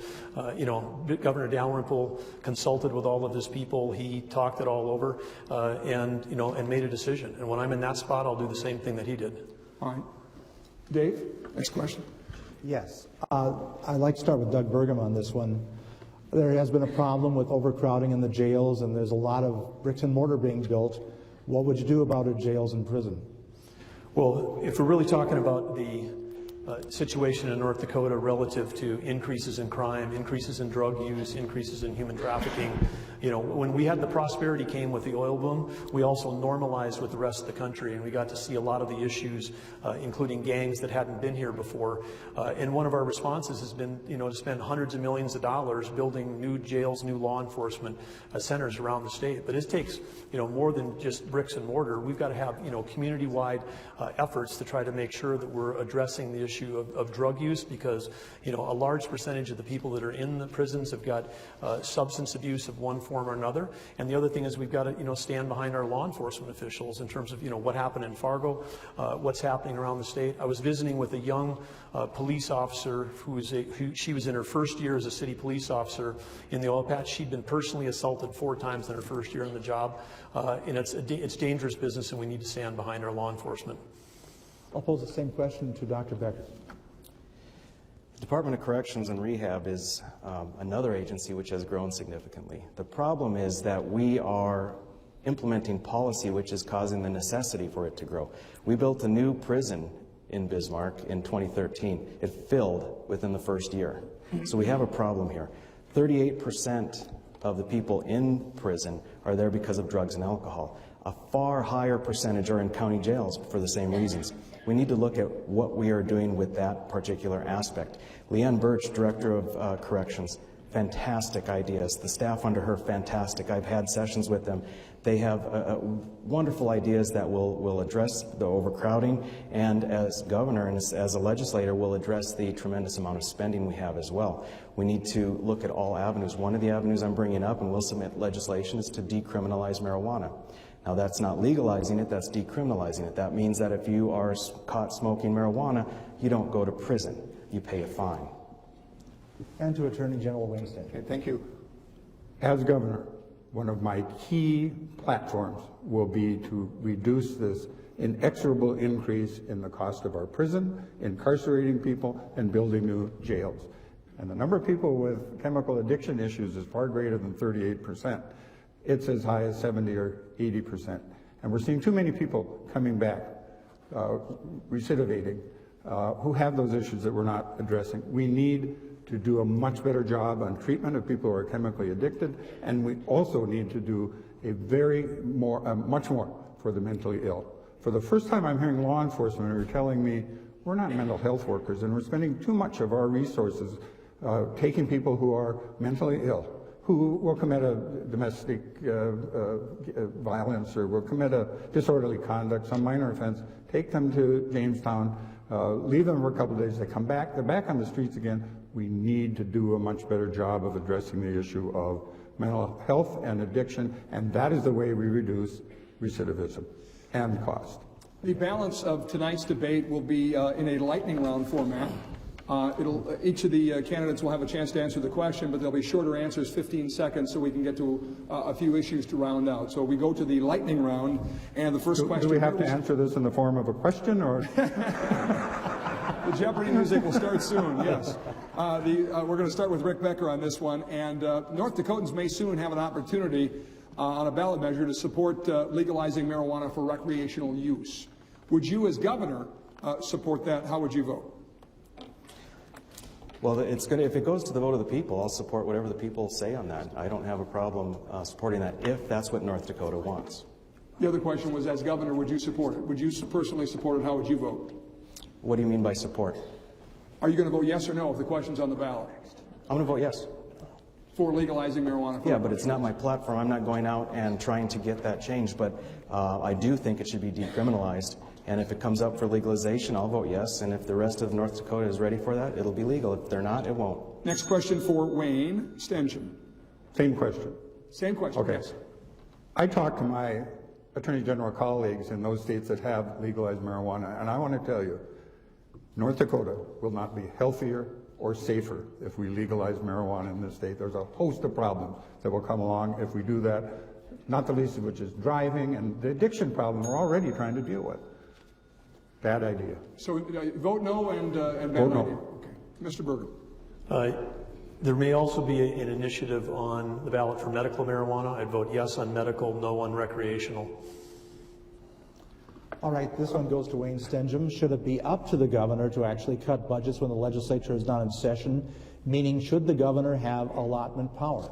The governor should have allotment power as long as it is carefully defined, like it is, where it's 2.5% or 4.05%, so that he's merely performing a ministerial function of determining what the income is, whether there's a shortfall, and then applying the formula.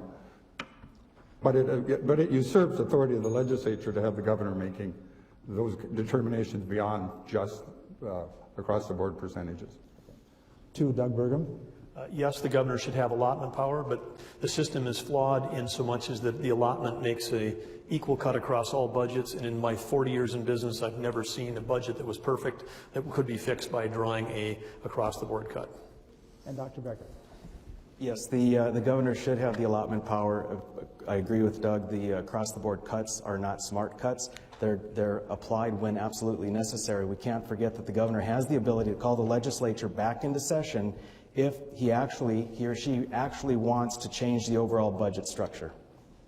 All right, starting with Doug Burgum. Tell us your funding priority of yours that is not getting enough resources, and then an area that, in your opinion, is getting too much resources. Well, we talked earlier about infrastructure, and I think that there was much needed infrastructure, but we're going to have to really pull back on the amount of infrastructure that we're providing, with the one exception, which is we do need to invest in high-speed internet bandwidth. Rick Becker. Not enough. I would say that if we are going to increase spending anywhere, it would be to take us from a defined benefit to a defined contribution plan. We keep, instead of putting the burden of the future liability on the next generation, we own it. We take responsibility for it, and we do it by keeping the employees and teachers whole. We keep our contract with them. Mr. Stengen. We need to start out with investment in the treatment options that I talked about for chemically addicted and for the mentally ill. Long-term savings, that's something that may not be the case initially, but long-term it will be a savings, and it's the right thing to do for these people. Too much? What's getting too much? You know, I don't have anything that I would say is too much. We're going to have to prioritize everything, and that's what I'll do as governor. All right, next question. This, by the way, starts with Mr. Stengen. Since 2009, the legislature has reduced individual and corporate income taxes. Has the legislature done enough on that? Too much or not enough? Well, I think we've done enough based on what it is that we can afford right now. Always happy to see income tax go down further. Mr. Burgum. We have done enough. Just right. Everything's going to be on the table. Every revenue source is going to have to be reviewed, and every budget's going to have to be reviewed in the territory. We're heading into uncharted territory. And Mr. Becker. Not enough. The tax should be flat and it should be lower, and we deal with it by cutting spending, wasteful, redundant spending in all of the agencies. We have time for one more of this lightning round questions before we get to our summations, if you want to put it that way. Starting with Mr. Burgum, if you do not receive the endorsement at the Republican convention, do you promise to support the Republican nominee? Are you talking about nationally or in the state? The state. Oh, well, I've been clear since the day I announced that I'm going to the convention out of respect for all the hardworking Republicans around the state that are there, but for all the hardworking Republicans who are not going to be at the convention, which is the 98% of them, I'm running in the primary. I've said that at the beginning, and I look forward to competing on June 14th. Dr. Becker. I will abide by the convention endorsement. I'm here to bring North Dakota into a more conservative point of view. I'm here to bring the Republican Party into a more conservative point of view. Because of that, I'm working within the framework of the party. And Attorney General Stenton. I intend to go to the convention, win the endorsement, but win or lose, I'm going to support the eventual outcome. I've always done that, and I think that's the right thing to do. All right, now we have time for our 2-minute summations. We began with Dr. Becker first. Let's go with Doug Burgum for your 2 minutes. Well, Teddy Roosevelt once said that the best prize in life was the opportunity to work hard at work worth doing. And I'm so grateful, having been born and raised in North Dakota, having an opportunity to have all the experiences I've had here, the opportunity to work with people from all over the state, building world-class companies. I'm filled with gratitude. When you think about it, how does a kid from Arthur have the opportunity to do what I did? I mean, part of that's because of America, part of it's because of democracy, but it's also because of the free market. It's because of capitalism. And free market and capitalism has raised over 1 billion people out of poverty worldwide in the last 20 years, more than anything. We've been talking about government for an hour and a half. It's the free market. It's private enterprise. That's what changes lives. That's what creates jobs. That's what raises income. That's what gives the money for people to dedicate to philanthropy. And so I'm super grateful to have spent my life in that. Our current situation we talked about is tough. Our economy, 50th in the nation, is shrinking. We've got runaway spending. We've got enormous deficits. We're heading into uncharted territory in terms of what we're going to have to face as a state government. And when we talk about with pride about the size of the surpluses we have stored away, for all of us, we can look at that as overtaxation. Every dollar that's sitting in a fund at the state house is money that came out of the taxpayer's pocket and is sitting there. And so I think there's a way that we can do it better. God has blessed North Dakota with enormous natural resources, rich soil, water, energy. We have so much that we can do with all this in terms of creating jobs, diversifying the economy. But we must first acknowledge that we have a problem and then work to try to fix it. 2 people inspired me to be up here. Ed Schaefer, business leader, first time elected in office, governor. John Hoeven, business leader, first time elected office. He was also elected governor. I'm not a career politician. I have no interest in that. I want to be an elected leader. I'm running for North Dakota because I believe in our future. I believe in what we can do. I believe our best days are ahead of us. I believe we can overcome the challenges we face. And God bless North Dakota, and thanks for the opportunity to be here tonight.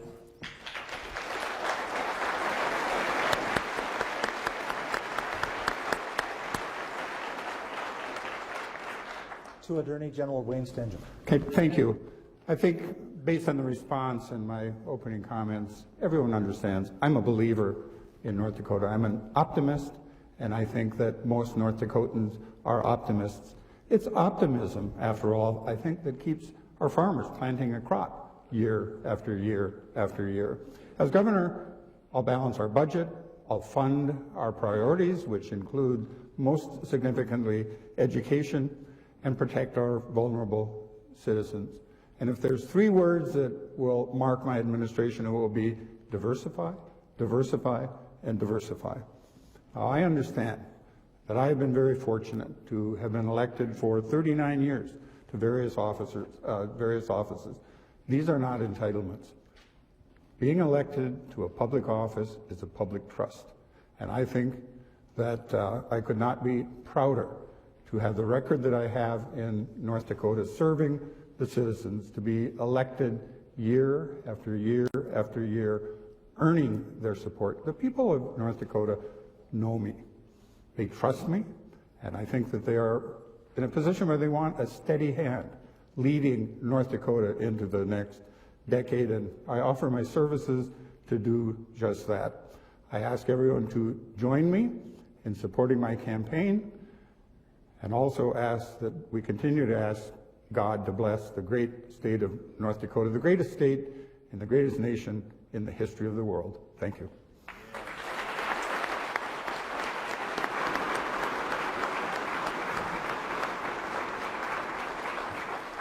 And Dr. Becker.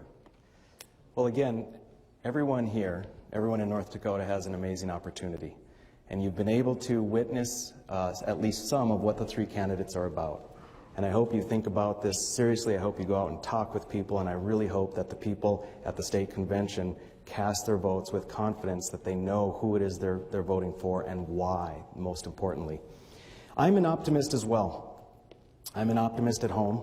I'm an optimist at work. But when it comes to the people of North Dakota's money, I'm a realist. And we are hitting some tough times. The news reports that are coming out, they're going to continue and they're going to worsen. It's just a fact. And so what I want to do is speak frankly with the people of North Dakota. I think that just like across the nation, the people of North Dakota are not any different. They want some straight talk. They want frankness. They're tired of the status quo establishment answers. And that's how I plan to deal with the people of North Dakota. That's how I plan to get us through this downturn in a manner that's most productive and most prosperous for the state.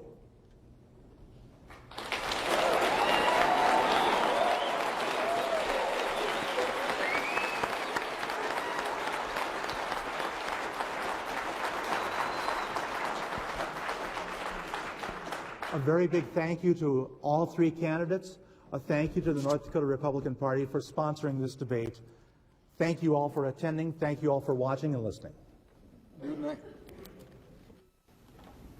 I think I'm the only one up here on the stage who can say that I voted for every one of those bills that are on the books right now and defended them in court, and am committed to not back off on any of those. So I would have signed those bills.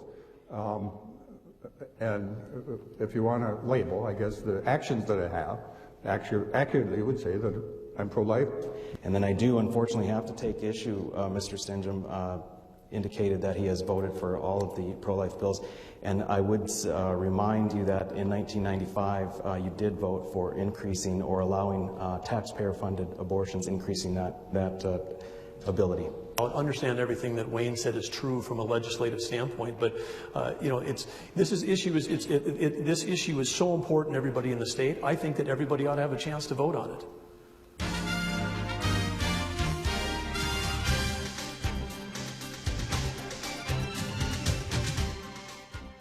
A familiar smile as you walk in the door, a handshake accompanied by a warm hello, full-service attention to your financial needs. It's what you expect from First International Bank and Trust. And you'll get that personal consideration at all of our Minot branches. Well, that and conveniently designed spaces to make banking even more comfortable for you. Get what you've come to expect. First International Bank and Trust. South Broadway, Arrowhead, and North Hill.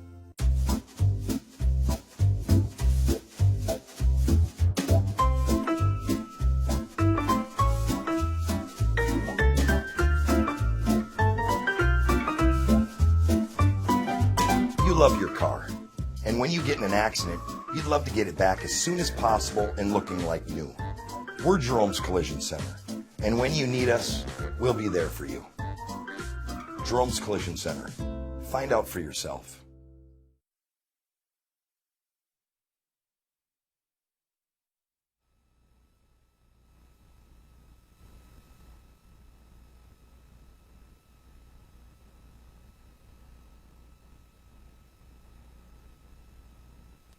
From your local election headquarters, this is a KX News special report. Reaction to the 2016 Republican gubernatorial debates. Political consultant for tonight, Jim Poolman. And Jim, this debate that we've just listening to for the past hour and a half, I guess just your initial thoughts to our three candidates, Wayne Stenjum, our current Attorney General, Representative Rick Becker, and of course Doug Burgum. Well, first of all, it was a great event. I mean, we had about 700 people here, which, you know, this is the first time we've done this, I think, in my history in the party here in North Dakota. This is the first time we've had an open governor's race since, I think, 2000, so in 16 years. We've got 3 very qualified candidates who brought in a lot of people here tonight. It's energized the party. The event was great. Some people wondered, it was sponsored by the Republican Party, if the event would be worthwhile, but I think we saw from the outset 3 different personalities, 3 different temperaments, if you will. Touch on the candidates and what you noticed in their attitudes moving forward. Sure. Well, you've got 3 very different candidates, like you said, with very different experiences.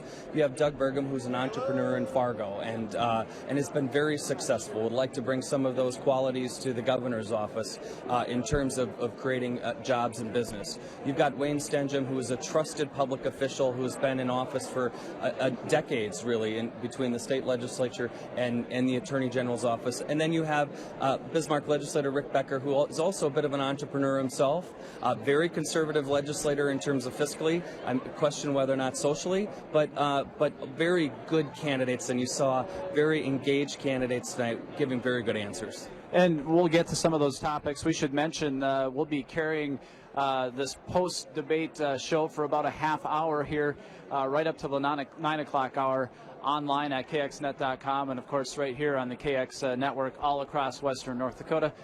Tom Gerhardt joined by our political consultant tonight, Jim Poolman, and there were several topics that we found some contrast in tonight, Jim, as we've mentioned, the contrast in their personalities and their demeanors and their temperaments. Where do we start there? Missouri River water moving from west to east, water a tremendous issue, a significant issue moving forward. Some different takes there. Well, the old adage is liquor is for drinking and water is for fighting, and you saw some different attitudes on that tonight. Obviously, the Fargo diversion is very important for the people of Fargo and the Fargo area. I think you saw different attitudes about that tonight. You had Rick Becker, who really thought that they shouldn't proceed with the Fargo diversion, and then you had 2 other candidates, the Attorney General Wayne Stenjum and Doug Burgum, thinking that they should move forward with the Fargo diversion. And also moving water around the state is very important for the vibrance of local communities, and I think you saw maybe some differences related to that as well. And so I think it's important for folks across the state to continue to try to research those answers. I can't imagine that the people in Fargo, it's not on the tips of their tongues to provide some permanent flood protection. And one might wonder how we pay for those types of things, and that's something that was on everyone's mind tonight, the current state of our economy, where the money will come from for various projects. What did you take away from all 3 candidates in terms of spending or conserving as we head forward in these uncertain times? Well, it's very clear to all 3 candidates that they're very concerned about the state of the budget. Basically from a revenue standpoint, revenues in North Dakota are going to go down, and so it's a matter of what priorities these 3 candidates have and where they would put those dollars. And we got a little bit of a sense of that tonight. But I think you're going to see all 3 of these candidates that would put together, and by Constitution they have to put together a balanced budget to put forward to the legislature, and how much influence they will have with the legislature in crafting the final budget that reflects the governor's priorities. Would it be fair to say, at least from my perspective, Rick Becker sounded the alarm a little bit more? Wayne Stenjum seemed a little more comfortable, maybe that's not the right word, with moving forward, perhaps based on all of his experience in his dozens of years in office. There's a conservative blogger out there that calls Wayne Stenjum the optimist, Doug Burgum the pessimist, and Rick Becker the I told you so candidate. He serves in the legislature. He's got votes against a lot of appropriations, and so he's using that as the springboard to say we need to step back. Wayne Stenjum will tell you that, you know what, we've done the right things. We've spent money on infrastructure needs, that especially in the western part of the state, and when we've had some one-time spending that probably won't be able to be there. And Doug Burgum will tell you that there needs to be a complete reformulation of how we think about doing the budget. Well, Jim, we appreciate you being with us. We'll certainly hear more from you as the evening goes along. I'm going to turn now to my colleague, Mike Shosey, who's standing by with a special guest tonight with his take on the gubernatorial debate. Yeah, I'm here with Dale Wetzel, who's been covering politics longer than politics has been going, at least in this state. You're welcome. You saw he had his bag full of tricks here. We're going to talk a little bit about the differences that we noticed in the candidates tonight, and not shockingly so, there were several. And the first one, the economy, was right off the bat. Well, Wayne Stengham, he's been a long-time public official. He basically supported what's been going on presently. He supported the legislature's spending decisions. He supported the legislature's decisions on taxes.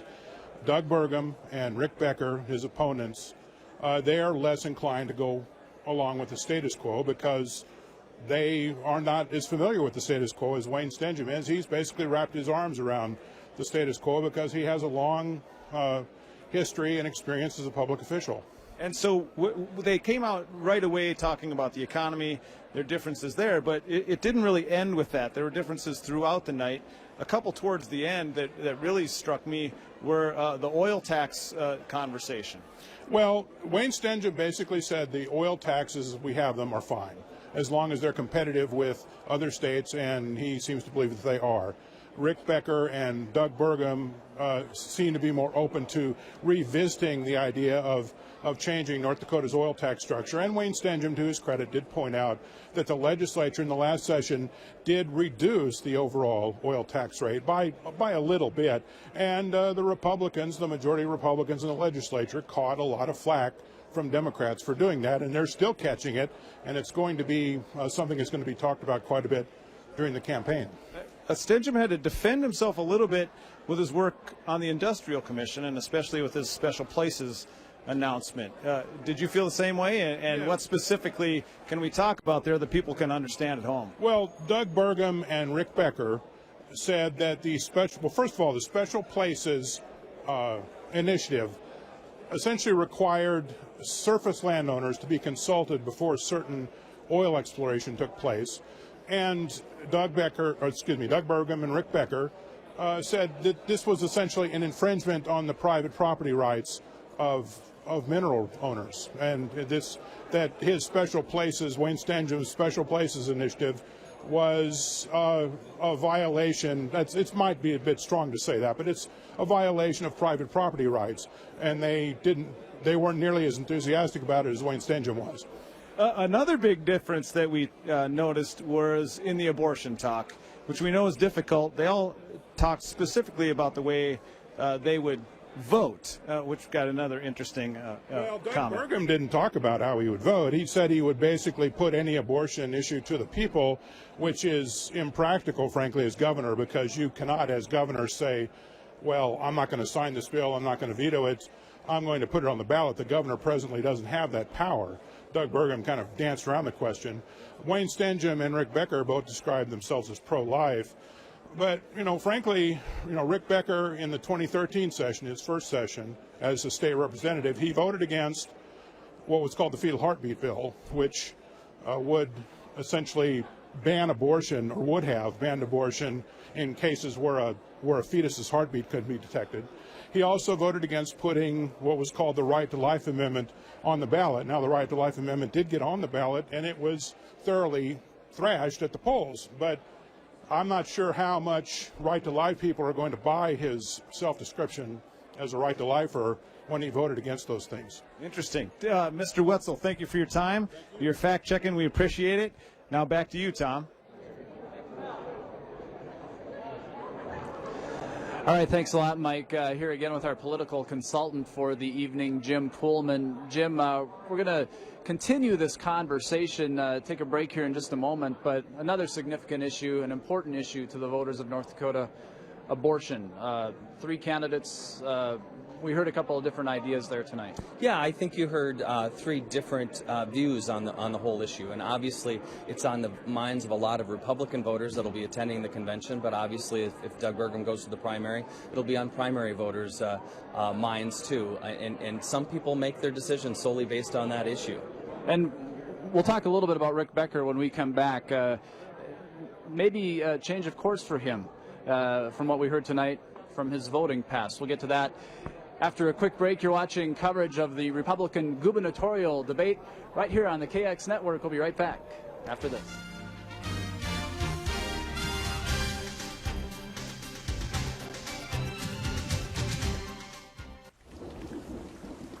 Hey, Stan. Hey, neighbor.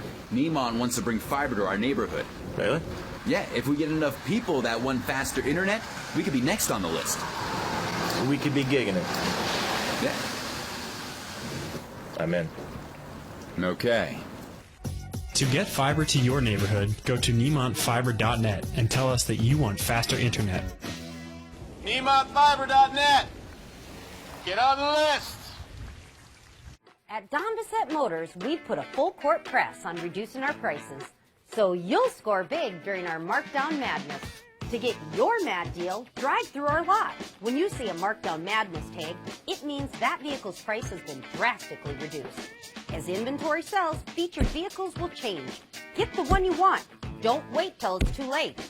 Make a fast break for markdown madness at Don Bissett Motors on top of Minot's North Hill.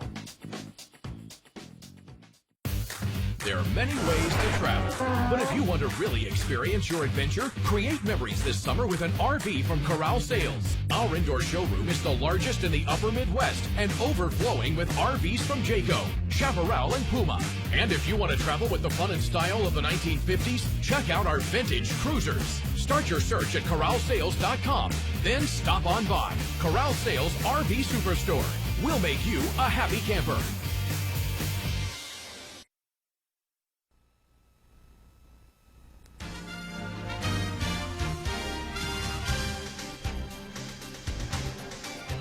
And welcome back to the Bell Mayhews Auditorium in downtown Bismarck. I'm Tom Gerhardt for KX News, along with Jim Poolman, our political consultant for the evening. We left you talking about abortion in North Dakota, and of course, a significant issue here.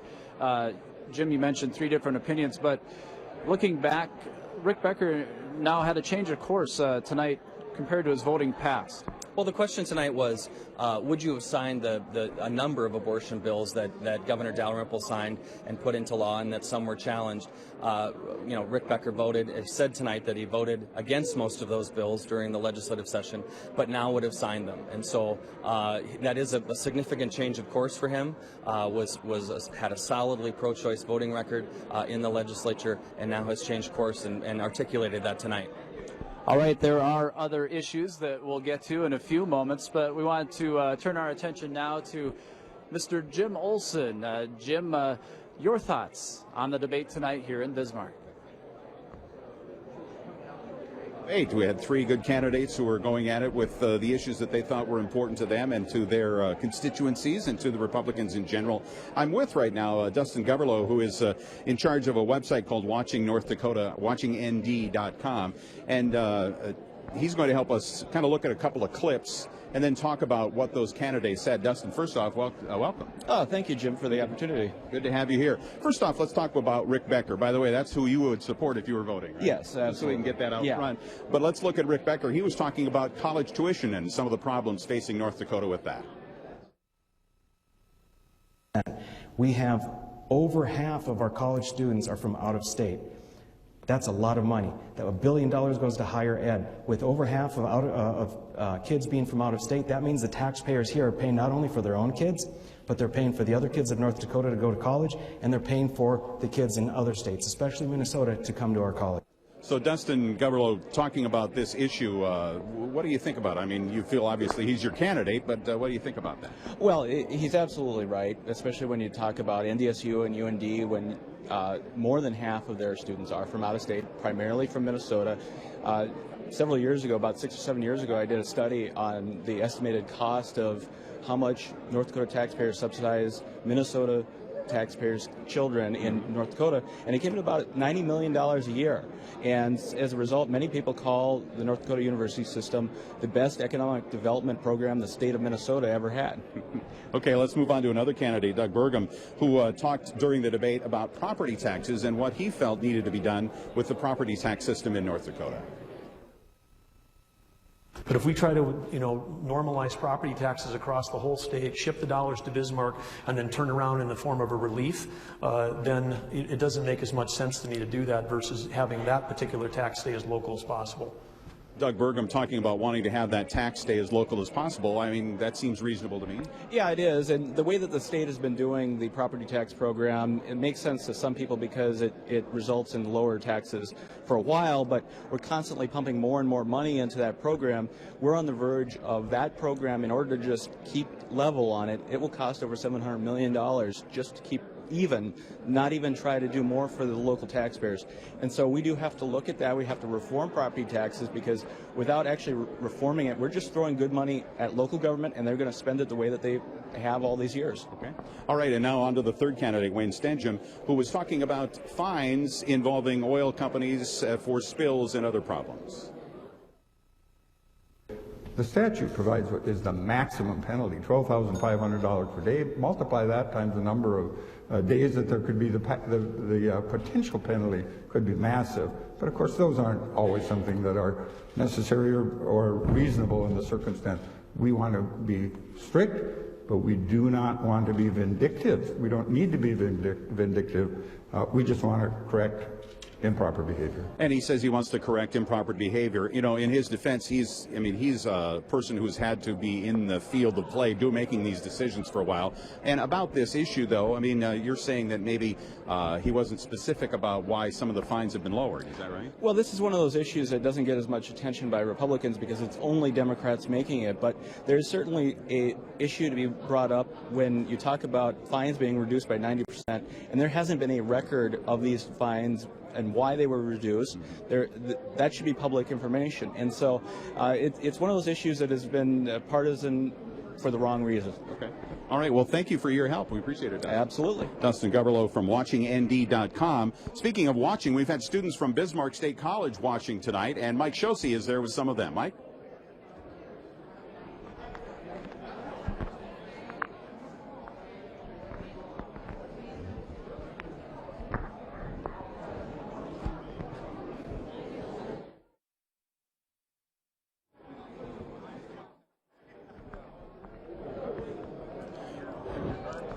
Did I lose Mike Shosey? Maybe I lost track of Mike Shosey. Well, what we'll do then is turn it back for the moment over to Tom Gerhardt. Tom, back over to you. Interesting perspective to think about moving forward. The party convention is a month from now. Right. In Fargo. We've got three candidates. How do they win? Well, I think that, like I said, you've got three candidates with very different experiences. So Wayne Stenjum is known well by the delegates. He's been on the statewide ballot before, and so many of those delegates know him. They've supported him for a long time, so he's going to court those delegates. Rick Becker, local legislator for 4 years, is really kind of trying to create a libertarian movement, I think, in the mode of Ron or Rand Paul, and trying to those libertarians try to coalesce those to build a movement at a convention. Doug Burgum, a political novice, but a well-respected entrepreneur and businessman in Fargo. His first political run, trying to make it in the same mode as Ed Schaefer and John Hoeven. He's got more work to do because those delegates don't know him enough, and that's probably why he's considering going to the primary in June. And quickly, just an event, a debate like this has to stimulate and energize folks a little bit, doesn't it? Well, we were all concerned when Jack Dalrymple decided he wasn't going to run again. But what this has done is created so much excitement. 700 people in this room tonight. Some would say that that's more people than the Democrats will have at their convention come in a month. And so this is exciting for the party. It's built momentum, and we hope that momentum continues till November. I guess it is fair to state right now the Democrats don't have a candidate for governor here in North Dakota. Right. All right, Jim, thanks for joining us. We appreciate your time tonight. I'll be right back to the bell after a quick break.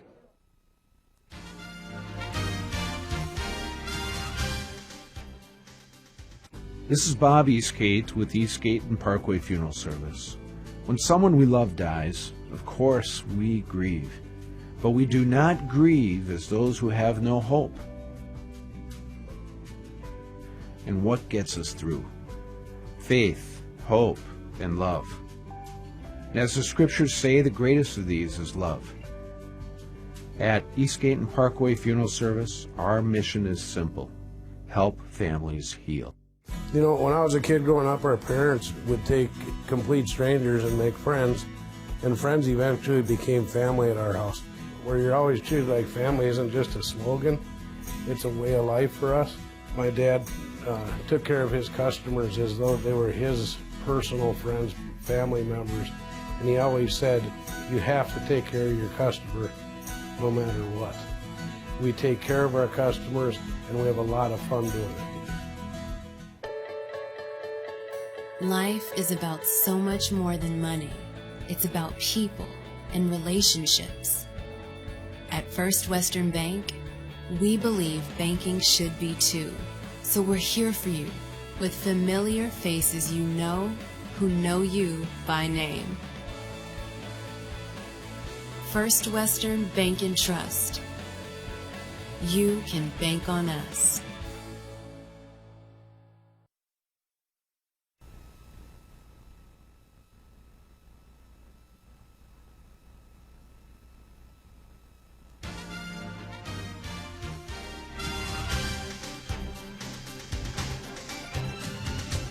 Thanks, and we're back at the live post-debate coverage on KX News. Here with Nate Steffen, a political science professor at Bismarck State College, and he brought some students here tonight. Nate, I guess the big question is why? Yeah, I wanted to bring these students so that they could sort of get a first-hand account of politics in action. The two students that I'm going to be talking here in just a second are from my state and local government class, and typically they don't have these Republican debates before the convention here in North Dakota, so again, I thought this was a great way for us to sort of showcase politics in action. And quickly, as we wind down our coverage here, what'd you guys get out of the night? Well, you know, it's just nice to see what's going on in the state and get involved at a local level, you know, see what these candidates are, what's on their minds, and hopefully they stand by what they say. And you, sir? Before I came here, my selection for governor was going to be clear-cut, but after listening to their stance on the issues, I think I got a lot more to think about. And you know, that's terribly interesting. It's why we have debates and why we were happy to host this tonight. Now we're going to toss it over to Tom Gerhardt. Right, well, or me. I'll take it Or over Jim. from here for Mike. Yeah, that's okay. I'm glad to hear your voice, though. You did a nice job out there. All right. Very good. I'm here with Bob Harms, who's with the Doug Burgum campaign. First off, what do you think of the overall atmosphere here tonight? Jim, it was great. I mean, it was good for North Dakota, good for the Republican Party. You know, it's American democracy at its finest. You get a good conversation with three very credible, talented candidates. And your guy, Burgum, what did you feel he's shown at tonight? Well, I really think that he did well demonstrating his private sector experience. He's got 35 years bringing people into North Dakota, collecting the capital, creating thousands of jobs. I think his demonstration of the high-tech world, you know, I've said before that I worked for Ed Schaefer, worked for John Hoeven, those two for 11 years, and he's the most exciting candidate I've seen in politics for 30 years. All right, Bob Harms, thank you very much. Let's go over to Tom Gerhardt. Tom? All right, I'm here with Jared Hendricks, campaign manager for Rick Becker. And just quickly, Jared, your thoughts on the night? I thought it was a very substantive and informative debate on the issues, and I think that people who were watching, either here in the audience or online or at home, were able to see very clear distinctions, and we tried to bring forth the message that Rick Becker is the consistent, constitutional, and most conservative of the three candidates. All right, Jared, we appreciate your time. And thanks for joining us wherever you were tonight. First, though, a quick stop with Mike Shosey. Mike. Yes, and I'm here with Nate Martindale from Wayne Stenjum's campaign. Nate, how'd your guy do tonight? He made the party proud tonight. Tonight we heard there is no stronger candidate on the Second Amendment. There's no candidate more well-positioned to fight federal overreach. And there's no better candidate out there to protect our free enterprise system to make North Dakota a great place to do business. I mean, we had a great night. Thank you, sir. Nate, yeah, back to you, Tom. You're on. All right, Jim, quite a night here at the Bell in downtown Bismarck. Some parting thoughts? An excellent setting, and I mean, you know, for the Republicans, as I heard Jim Poolman say, this is certainly a way to kick off excitement for them as they get ready to go on to their convention in a month. And they have more debates scheduled. I know there's a debate scheduled this weekend in rugby, and you'll have a chance to meet more of these candidates over the next month. I'm sure they'll be getting out, pressing the flesh. And for everybody at home to know, we'll have much more coming up tonight at 10 on KX News all across western North Dakota. For Jim Olson, Mike Shosey, our entire staff here at the Bell, we bid you good night. We'll see you at 10. Exclusive live coverage of the Republican gubernatorial debate at the Bell Mayhews Auditorium in Bismarck has been brought to you by KX News, your local election headquarters.